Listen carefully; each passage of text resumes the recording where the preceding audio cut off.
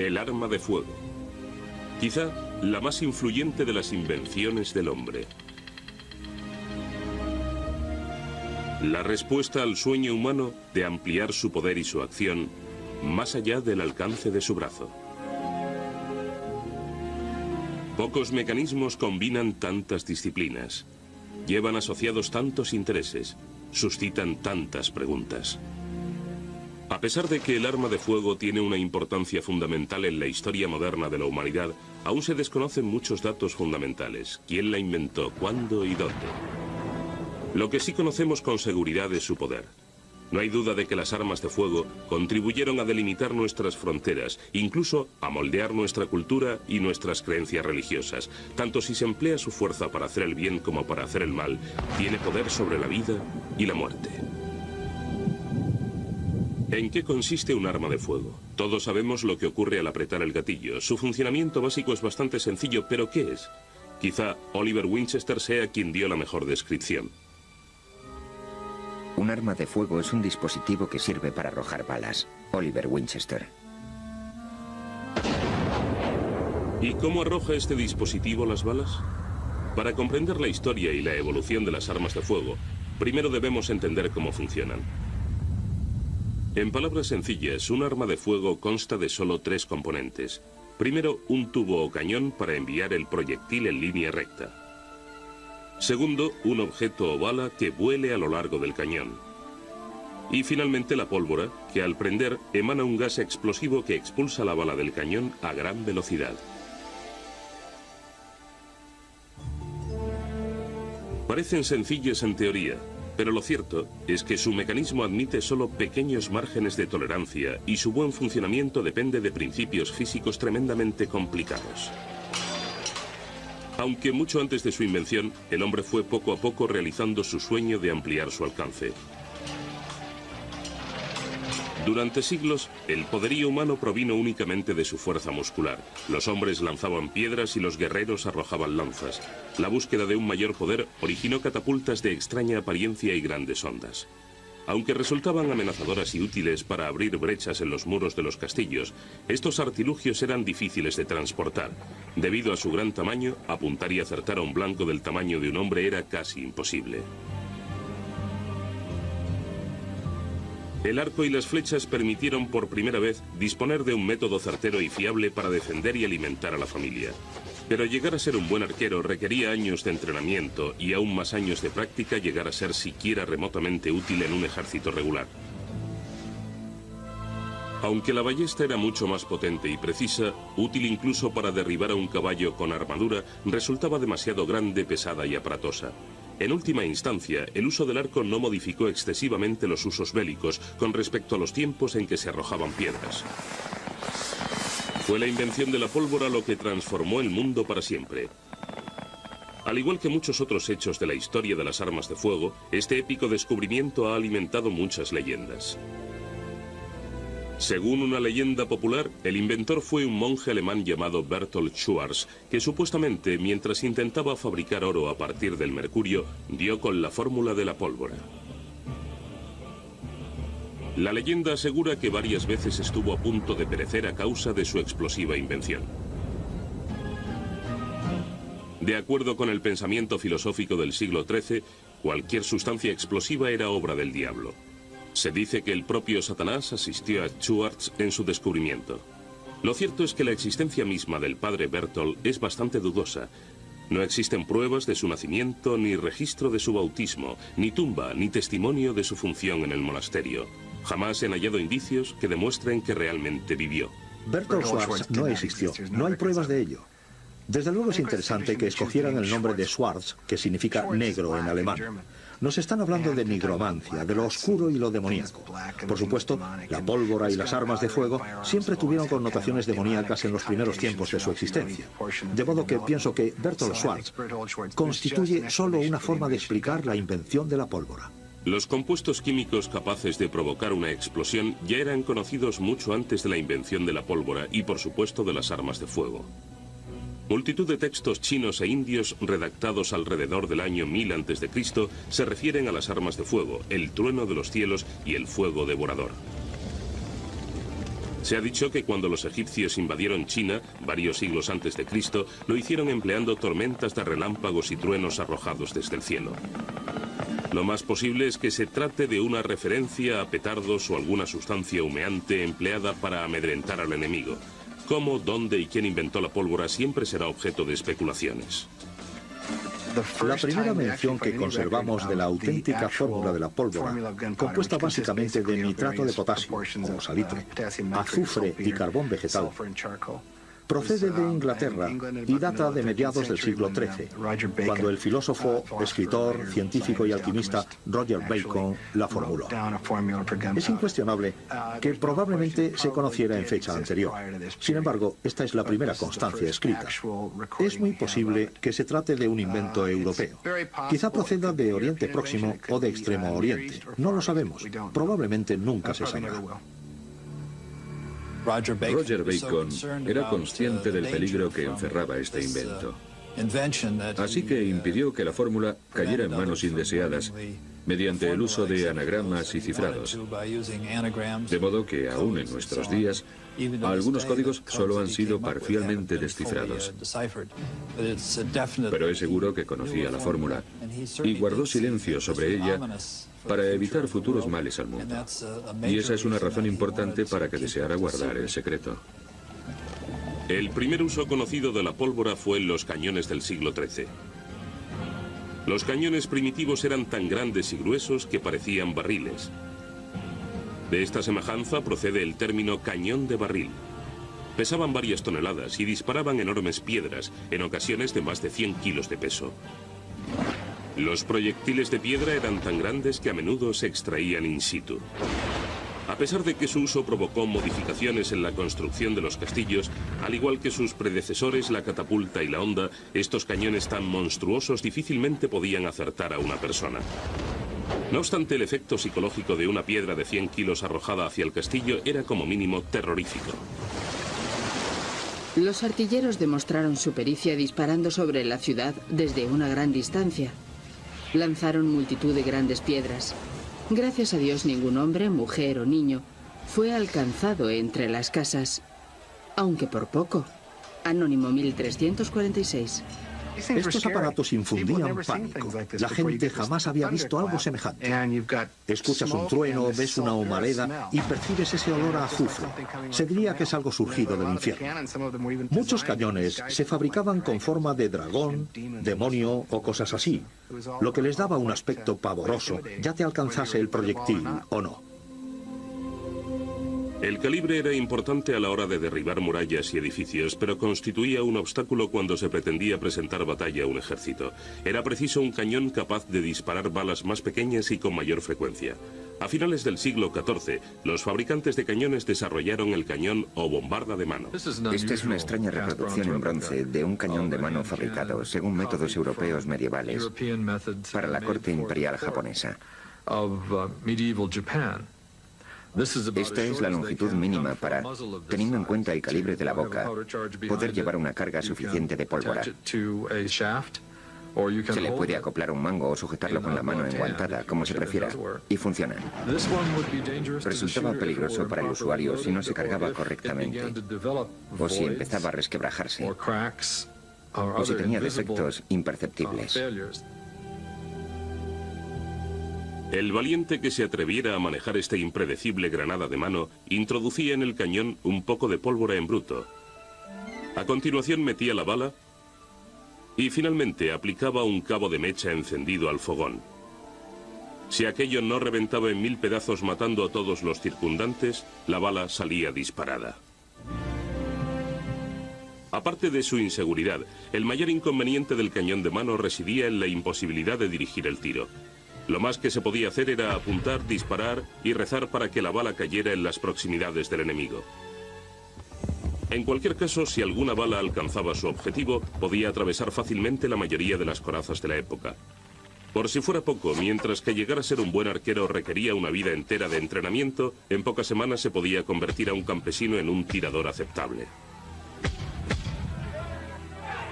Teniendo en cuenta los peligros que encerraba el cañón de mano, muchos frustrados soldados hacían lo que buenamente podían para encontrar la manera de apuntar y no digamos de conservar todos los dedos.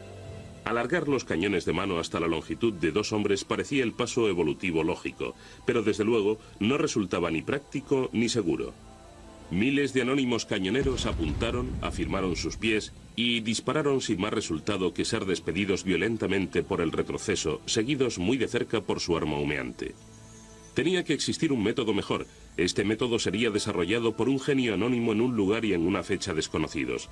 La sencilla solución consistía en dar al arma unas proporciones razonables para que un solo hombre pudiera apuntar y disparar. Un diseño básico que pervive aún en nuestros días.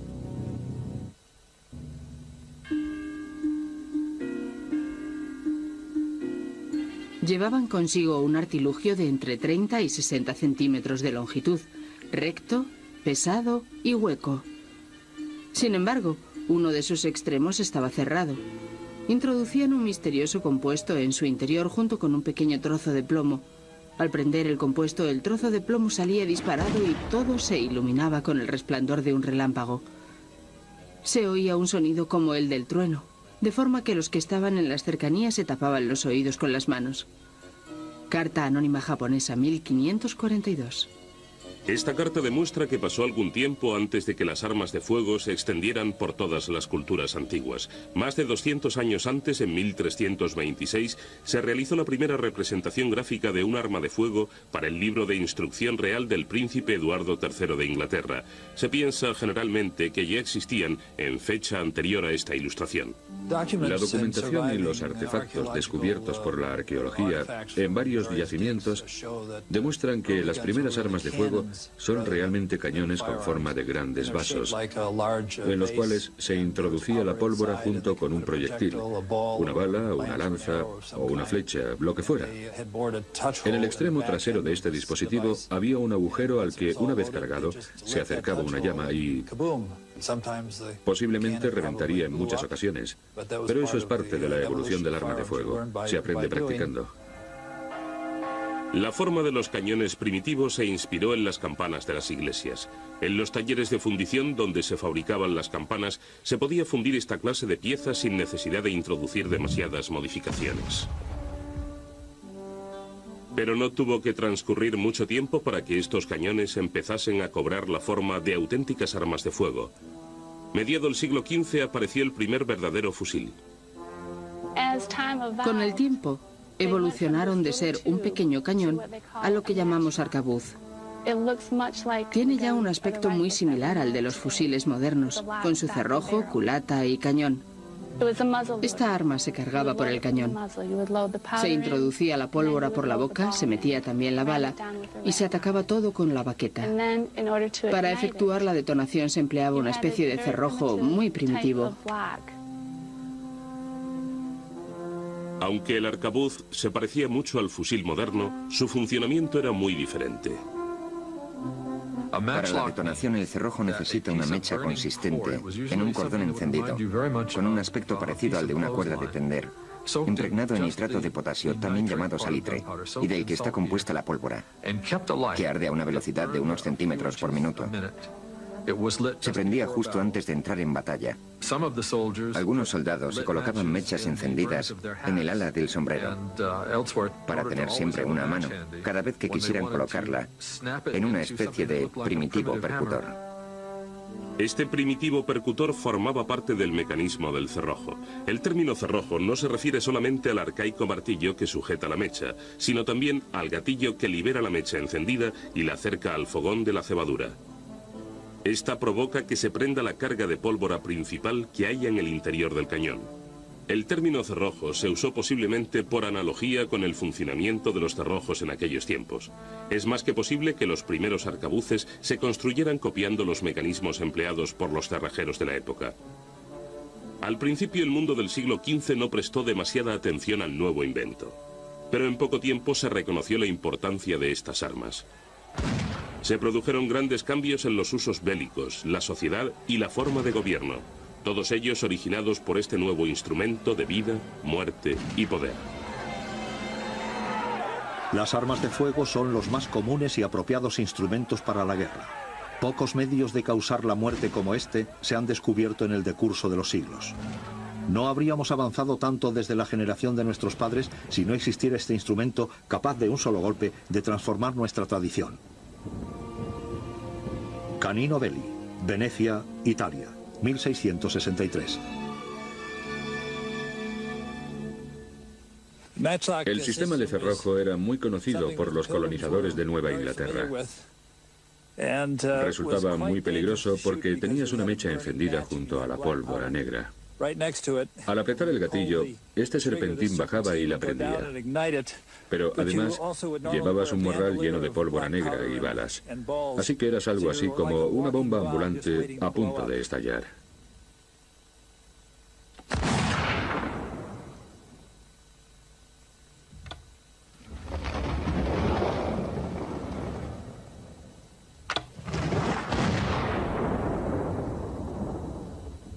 El mosquete de cerrojo significó sin duda un gran avance en comparación con el cañón de mano, pero tenía sus inconvenientes.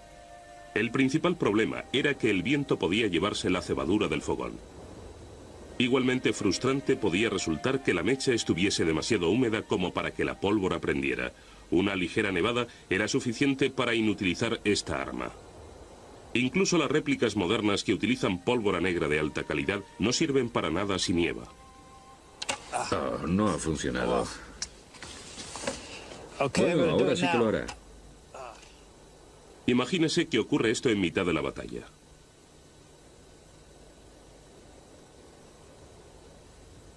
Pero cuando estos mosquetes de cerrojo conseguían disparar, era otra cosa.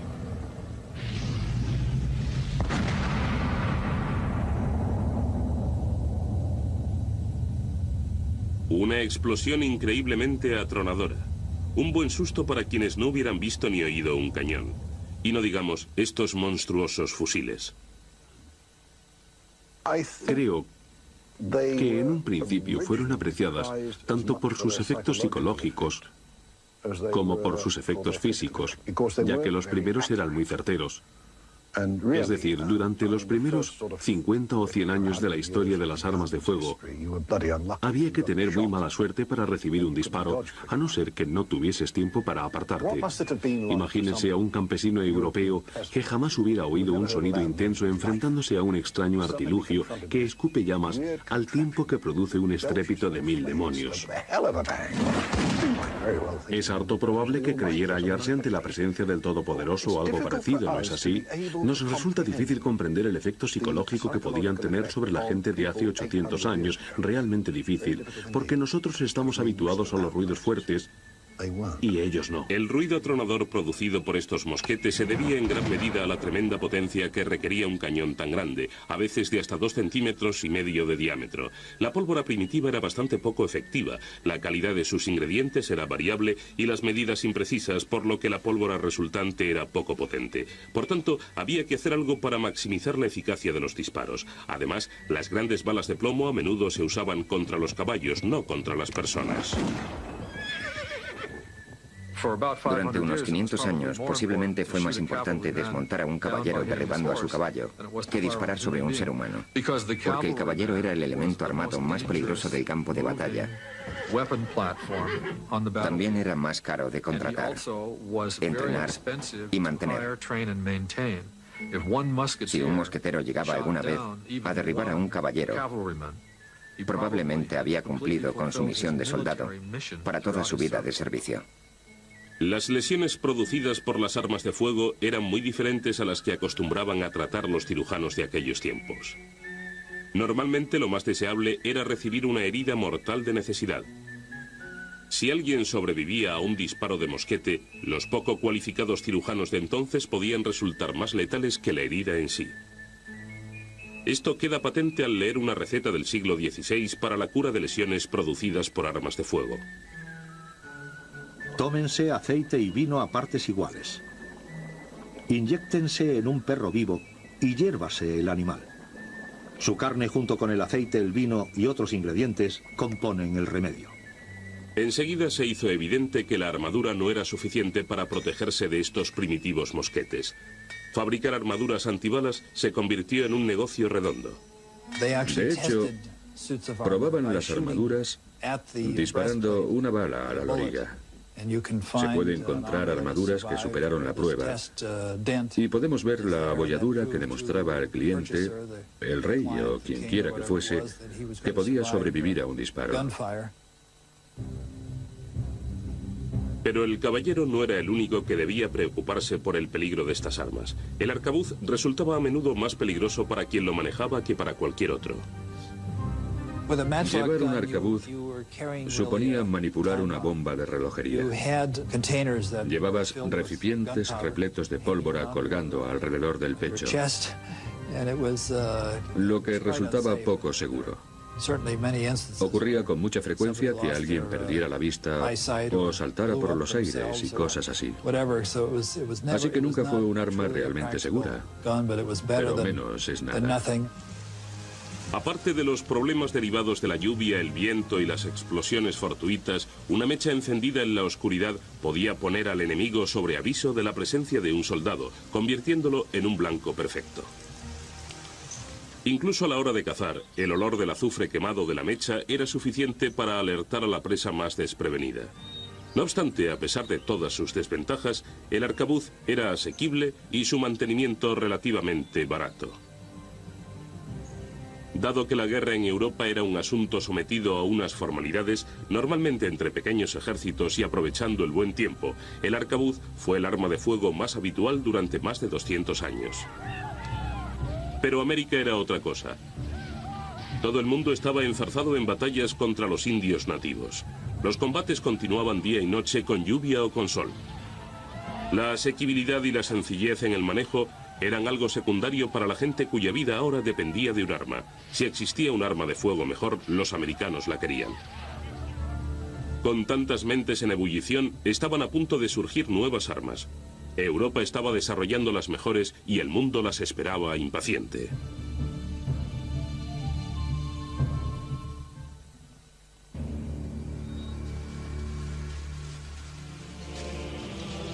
Los indios nunca permanecen quietos, sino que siempre están corriendo y moviéndose de un lado para otro. Antes de que uno pueda hacer un solo disparo, un indio puede disparar 3 o 4 flechas, y raramente hierran el tiro. Un compañero de Hernando de Soto durante la expedición de 1543 al sudeste de los actuales Estados Unidos. En fecha tan temprana como 1543, muchos ya estaban disgustados por la imprecisión y las prestaciones del arcabuz. Hernando de Soto estaba tan descontento con los arcabuces durante su heroica exploración que desmontó los cañones y los fundió para hacer clavos. Otra cosa hubiera sido de haber dispuesto del nuevo modelo de arma que empezaba a aparecer. Un arcabuz con un cerrojo radicalmente distinto. El nuevo diseño se basaba en la forma empleada desde hacía siglos para encender fuego, frotar un pedernal contra un trozo de hierro hasta que saltan chispas. El deseo de conseguir un sistema de ignición más fiable para las armas de fuego llevó a mucha gente de diferentes países a tratar de desarrollar un sistema portátil, inmune a las condiciones climáticas e infalible. Se probaron muchos sistemas, pero pensamos que el mejor era el yesquero, o rueda, que era parecido a un moderno encendedor de cigarrillo sobredimensionado, conectado a un resorte que producía chispas en el interior del arma. Las armas de rueda, como su nombre indica, llevaban una rueda conectada a una llave que se bloqueaba dándole un cuarto de vuelta. Se ponía la pólvora en la cazoleta, después se cerraba colocando sobre ella el martillo portapiritas o cabeza de perro. La cabeza de perro llevaba montado un trozo de pirita de hierro en lugar de pedernal. Al ser la pirita de hierro más blanda que el acero, no acaba puliendo la rueda y dejándola plana e inservible. Por ese motivo se usaba la pirita de hierro. Después solo quedaba apretar el gatillo para provocar la chispa. La chispa prendía la pólvora de la cazoleta. La pólvora de la cazoleta encendía la pólvora del cañón y ya está, muy rápido. El término cabeza de perro empezó a usarse para describir el martillo por razones obvias. El martillo portapiritas parecía una cabeza de perro. A lo largo de toda la historia de las armas de fuego, muchas personas han trabajado independientemente en los mismos problemas en diferentes países. Así fue también en el caso de las armas de rueda. Muchas personas y países han reivindicado su invención. Los historiadores creen que el diseño se fraguó en las relojerías europeas, puesto que el mecanismo de rueda funciona de manera análoga a la de los cronómetros de la época. Una de las primeras referencias datables se la debemos al mayor genio de la historia, Leonardo da Vinci. En su famoso Codex Atlanticus aparece dibujado un mecanismo de rueda completo. ¿Lo inventó da Vinci? No es probable, ya que estos dibujos son datables en 1508 y existen referencias de fecha más temprana. Este es uno de los capítulos de la historia de las armas de fuego que siempre encerrarán preguntas sin respuesta. Dejando a un lado la identidad de su inventor, el impacto de esta nueva arma sobre la guerra y la sociedad fue tremendo. La ventaja del sistema de rueda es que permitía llevar un arma cargada, cebada y lista para disparar, lo que resultaba imposible con las armas de mecha. Y esto permitió la miniaturización de las armas de mano y la llegada de la pistola, que podía llevarse oculta. Esto provocó que en muchos países de Europa se proscribiese todo uso de las armas de rueda, excepto el militar. Cualquier persona en posesión de un arma de rueda se exponía a un grave castigo, dado que eran idóneas para llevarlas escondidas y cometer fechorías. Se ha extendido el uso de una nueva arma de fuego especialmente peligrosa llamada de rueda, con la que fácilmente se puede cometer un homicidio. Entendiendo su excelencia que estas armas son diabólicas, prohíbe portarlas sin expresa autorización bajo la pena de amputación pública de una mano. Ordenanza Municipal de Ferrara, Italia, de 1523. En la guerra, esas mismas características que inquietaban a los munícipes se consideraban las mejores virtudes de las armas de rueda. Al llevar un mecanismo montado por primera vez en el interior del arma, y a pesar de que aún tenías que cargarla por la boca, resultaba relativamente inmune a las inclemencias del tiempo. Eso hizo posible guerrear durante más meses al año. Al igual permitía disparar más certeramente. En Europa las armas de rueda no sustituyeron a las de mecha como arma principal del ejército. Esto se debió a diversos factores. Primero, eran muy caras. Segundo, la pirita de hierro no podía ser demasiado blanda. De serlo, podía desmenuzarse sin producir chispas. Si era demasiado dura, podía pulir la rueda. También estaba el problema de la llave empleada para bloquear la rueda. Si un soldado perdía esa complicada herramienta, se quedaba con poco más que un garrote sofisticado. Aun en el caso de que hubiera visto dónde caía, en mitad de una batalla el soldado no tenía tiempo para andar rebuscando una llave perdida entre las patas de los caballos. Incluso en las colonias de Norteamérica, cuya primera expansión coincidió con la era de las armas de rueda, estas estaban principalmente en manos de los ricos pobladores de las colonias inglesas como Jamestown. El mecanismo de rueda, a pesar de ser un gran logro de la técnica, resultaba demasiado difícil de reparar, caro y delicado.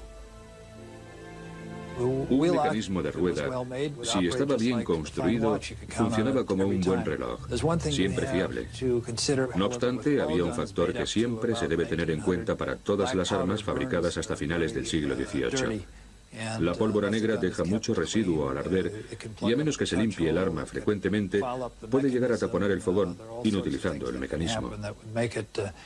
Este puede perder su eficacia por diversas razones. Por este motivo, sobre todo en el caso de las pistolas, era corriente llevar 2, 4, incluso 6, dependiendo de su peso.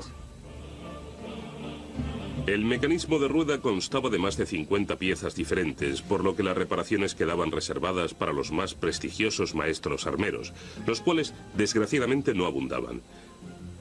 Muchas de sus mayores ventajas eran al tiempo sus mayores inconvenientes.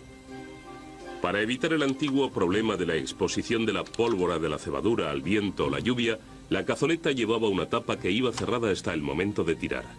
Es decir, a no ser que la pistola estuviese sucia o ligeramente desgastada. Al usar un arma de rueda, había que considerar algunas cuestiones.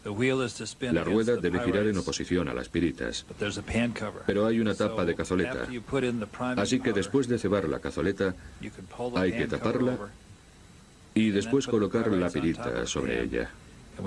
Al apretar el gatillo, la tapa de la cazoleta se abre.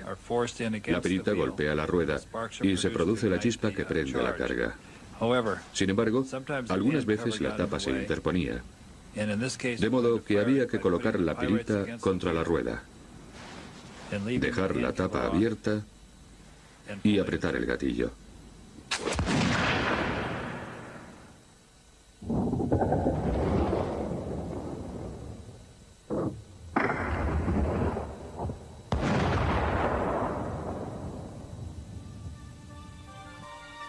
El mecanismo de rueda era muy complicado y caro, por lo que en gran medida quedaba reservado para los tiradores deportivos de la aristocracia, que podían permitírselo mejor. La mayoría de las armas de rueda que se conservan en los museos están bellamente decoradas. Están talladas, llevan incrustaciones de oro, marfil y cosas así, lo que no se haría con un arma corriente.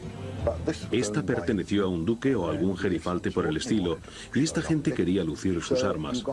Por eso existen estas armas de rueda tan magníficamente realizadas, porque, como digo, eran demasiado caras para que las comprara cualquier pelagatos. Algunas de las armas más hermosas proceden de la época de la rueda. Las culatas de madera noble se tallaban y recibían incrustaciones de metales preciosos, marfil, asta, hueso y madreperla.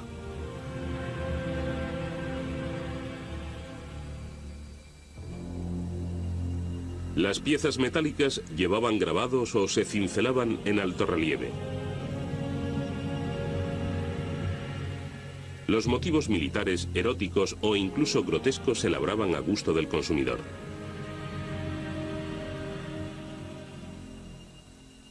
Como solamente los ricos podían permitirse estas preciadas obras de arte, existía un amplio mercado para un arma igualmente fiable, aunque más sencilla y económica.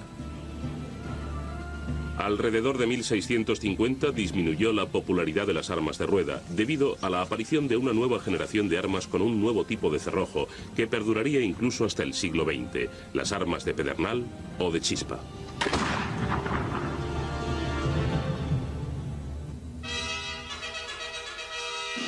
La evolución de las armas de fuego no consiste simplemente en una sucesión cronológica de avances tecnológicos. Muchos tipos y diseños de armas surgieron más o menos contemporáneamente, aunque su uso se extendiera en épocas diferentes. El ejemplo más evidente es la era de las armas de rueda. Paralelamente a la invención de esta sofisticada arma, en algún lugar de Europa se estaba perfeccionando otro tipo de cerrojo. Mientras que el mecanismo de rueda era usado comúnmente por la nobleza y los potentados, difícilmente podía un campesino o granjero medio permitirse defender o alimentar a su familia empleando un instrumento tan caro y refinado. Inspirándose en el funcionamiento del chisquero de acero y pedernal y en el método de ignición de los mecanismos de mecha y de rueda, algún genio decidió tomar un trozo de pedernal, que es más duro y resistente que la pirita de hierro, por lo que resulta más duradero para este uso, y usarlo para provocar chispas en el interior de la cámara de un arma de fuego. La leyenda afirma que este sistema lo inventaron unos ladrones de pollos holandeses en el siglo XVI, a los que se llamaba snafansas, que significa ladrones de gallos. El carbón encendido de las armas de mecha resultaba poco práctico para su oficio. Si el propio granjero no percibía el fulgor o el olor de la mecha encendida, lo haría su perro. Según la leyenda, esto llevó a varios ladrones a idear y construir un arma conocida como snafan o pico de gallo. El martillo que sujetaba el pedernal recordó a los holandeses el picoteo de un gallo, de ahí el origen de su nombre.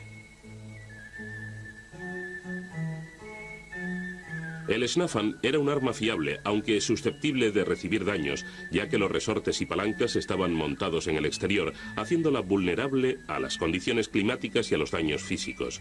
El arma no era muy refinada, pero significaba un gran avance. Con el tiempo, las mejores características de este mecanismo percutor serían aplicadas a un arma completamente nueva. Aunque los nombres de los primitivos armeros no son desconocidos, los orígenes de este nuevo método de ignición apuntan con razonable certeza hacia un hombre. Por primera vez en la historia de las armas de fuego se conoce el nombre de un inventor. Alrededor de 1615, en una pequeña aldea de Normandía, un francés llamado Morand-le-Vejois convirtió un snafan en un híbrido francés. El arma pronto llegaría a ser conocida como fusil de chispa. Pasaron de ser relativamente sencillas, con todos sus componentes, resortes y pasadores montados en el exterior del arma, a una mayor sofisticación, con la mayor parte del mecanismo en el interior, lo que las impermeabilizaba si eran manejadas con precaución. La invención del primer auténtico percutor hizo célebre a Monsieur Leverjoix en poco tiempo. Enrique IV lo nombró ayuda de cámara o asistente personal del monarca. Durante el reinado de Luis XII, continuó su trabajo como inventor real. Tras su muerte en 1634, su hermano Jean Leverjoix continuó con la tradición familiar. El fusil de chispa resultaba muy ventajoso porque su mecanismo era muy sencillo, no era nada caro, tenía solidez y lo más importante en aquellos tiempos era fiable. Se estandarizó y desde mediados del siglo XVII siguió siendo un estándar durante los siguientes 150 años.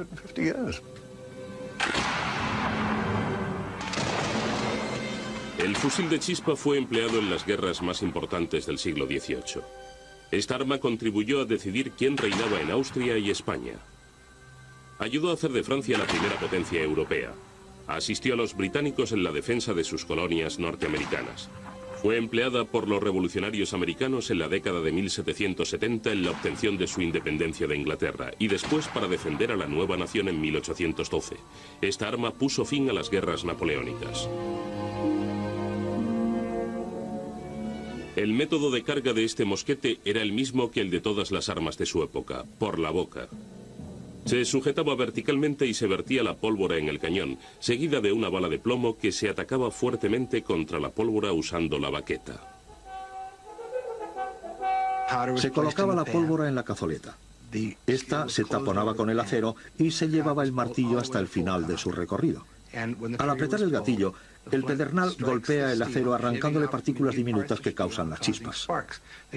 Esto es lo contrario a lo que ocurría con el mecanismo de rueda, en el que eran las propias pilitas de hierro las causantes de las chispas. Así que, al oprimir el gatillo, ves que el percutor golpea el acero. Las chispas caen sobre la cazoleta, encendiendo la pólvora que a su vez prende la carga principal. Por fin existía un arma libre de todos los riesgos y de la escasa fiabilidad de las armas de mecha. Un arma mucho más barata que las de rueda y menos tosca que los primeros modelos de pedernal. Llegaron a alcanzar tal perfección que podían atravesar cualquier coraza.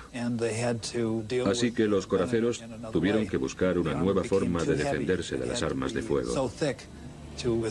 Las armaduras se hicieron tan sumamente pesadas y gruesas para resistir las balas que dejaron de ser prácticas.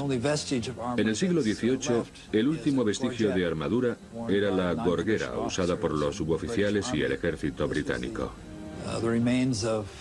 Solo eso quedaba de lo que había protegido a los caballeros y tantos guerreros durante siglos. La armadura había pasado a la historia. Se habían acabado los caballeros. Cuando se desarrollaron las pistolas, otras armas de fuego y la artillería portátil, desapareció la armadura. Ya no servía para nada. Todas las grandes potencias aprovecharon este modelo de mecanismo de pedernal. Todas añadieron alguna seña de identidad. Desde los países escandinavos a las lejanas fronteras americanas, esta arma reinó sobre todas las demás. Pero entre todos los diseños realizados en diferentes países, con su variedad de modelos y calibres, uno de ellos se convirtió en el más conocido y célebre, el mosquete de chispa Brown Bess británico. Quizás sea una de las más famosas armas de pedernal y carga por la boca, si no la más famosa. No es que fuera especialmente maravillosa. Lo cierto es que no era superior a las armas fabricadas por franceses y holandeses en aquella misma época. Pero siendo los británicos lo que eran entonces, alcanzó mucha celebridad. Lo que distinguía especialmente al mosquete Brown Bess entre las otras armas en aquella época, especialmente en Inglaterra, es que se trataba de la primera arma cuyo uso militar se estandarizó. Previamente, el coronel de cada regimiento podía comprar casi cualquier arma que quisiera. Tres características contribuyeron a la importancia de este mosquete: la solidez, la fiabilidad y la velocidad de carga. Todo funcionaba sin problemas. Estamos disparando con un mosquete Brown Bess. Es el modelo que usaban los británicos e incluso el ejército americano durante la Revolución. El ejército británico lo empleó durante más de un siglo. Su calibre es un 75 aproximadamente, con bayoneta, y dispara balas con pólvora negra.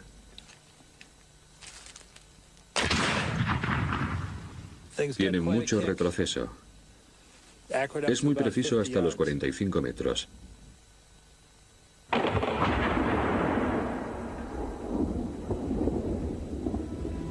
Los orígenes del nombre Brown Bess se pierden en la bruma del tiempo, pero lo más seguro es que se tratara de un apelativo cariñoso que le dieron los soldados británicos. Hay quien dice que es porque los herrajes se bronceaban químicamente para prevenir su oxidación. Otros te dirán que es porque se usaba madera de nogal para hacer la culata, así que hay donde elegir. No es lo mismo, pero es igual. Bess, claro, no proviene de la reina Isabel, de eso hacía mucho tiempo. Bess era algo más propio de su generación. Brown Bess. No podía ser Brown Elizabeth o Brown Catherine, no sonaba bien. Brown Bess estaba muy bien. En Europa, las armas se usaban principalmente para proteger a los países y a los reyes y reinas que los gobernaban. De hecho, ese fue prácticamente el único uso que conocieron, dado que durante siglos la tenencia de armas en Europa fue un privilegio de ricos y poderosos.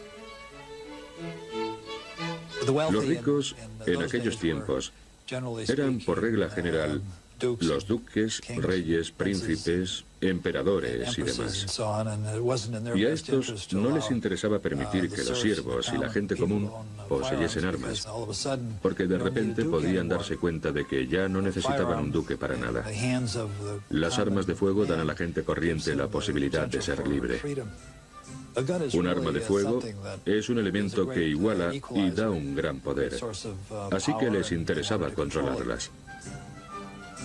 Incluso la caza era un privilegio, no un derecho. Desde la Edad Media hasta mediados del siglo XIX, el derecho a cazar cualquier animal en cualquier lugar de Europa dependía de la decisión de una sola persona, el rey. El deporte le pertenecía a él. Y el derecho a cazar en Inglaterra fue un asunto muy controvertido. No era universal. Podía ser un pequeño propietario o un hacendado con una granja o algo así, pero no necesariamente tenías derecho alguno a cazar. Y la posesión de armas solo se podía justificar por la caza. Así pues, a no ser que nacieras con el privilegio de cazar, por ser baronet o más, no podías practicar la caza. Y por tanto, ¿para qué querías un arma? Sin embargo, el rey disfrutaba de la caza plenamente. Entre los miembros del estamento superior de la sociedad, se consideraba uno de los deportes más civilizados, por lo que se practicaba con espléndida ceremonia. En muchos aspectos, el deporte de los reyes no es la hípica, sino la caza. Existen muchos testimonios en grabados y pinturas realizados a menudo por famosos artistas. Algunos grandes compositores escribieron música para ser interpretada durante las partidas de caza. En estos 600 años se observa tal sofisticación en todos los aspectos de las armas que se percibe un fenómeno cultural. Estaba muy de moda organizar grandes partidas de caza en las fincas. Todos los miembros de la aristocracia querían participar. Se reunía un grupo de amigos, gente que se conocía desde la infancia. A lo mejor había 15 hombres y sus esposas. Se celebraban grandes cenas por las noches, fiestas, un acontecimiento social. Mientras que la nobleza disfrutaba del prestigioso deporte de la caza, los guardabosques del rey recorrían los campos en busca de cazadores furtivos. Constituía un grave delito. Incluso la tenencia del cadáver de un animal era ilegal. Todo y todos pertenecían a la realeza, incluso los terratenientes. Podías ser un siervo y vivir en una casa junto a un riachuelo.